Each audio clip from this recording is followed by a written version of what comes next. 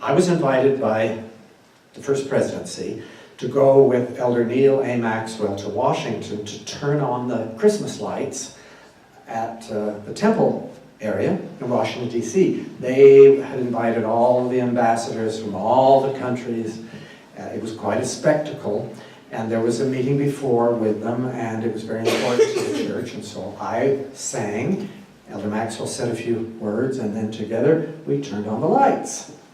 As we were driving there, we had the radio on. And Elder Maxwell, if you knew him, was so apologetic and so gracious and humble. And he said, "I hope you won't think ill of me, but I don't really care for the song that is playing on the radio. It was the 12 Days of Christmas." He said, "In fact, it drives me to distraction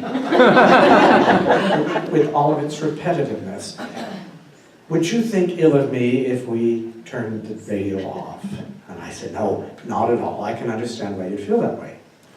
But what he didn't know, and I finally told him, because I didn't know it at that time, is what that song is about. And I'm about to tell you. Did you realize from the time of Henry VIII, with one little 6-year interval, Roman Catholicism was outlawed until 1829 in England? Now, there were many Catholics who did not want to join the Church of England so that Henry could dispose of his wives. They still wanted to keep their beliefs, but if they were caught practicing it, they would be put to death. Roasted at the stake. Not a good way to go.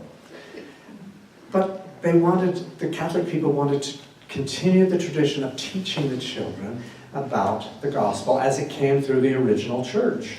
They're called catechisms, lessons, like we used to call them discussions in the missionary field. The elements that make us unique in our worship service. But they couldn't do it. And so, somebody smart figured out a song that would teach them all of the things that Jesus had done. And by singing this song, it reinforced in their brains what it was really talking about. On the first day of Christmas, my true love gave to me. Who's the true love? It's Jesus Christ. He's the true love.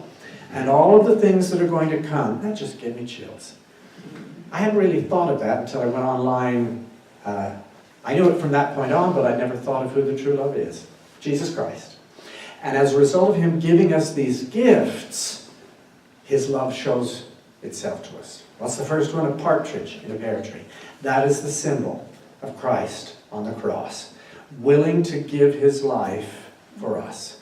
That's why the 12 repetitions always come back to that Jesus died for us. The greatest act of love.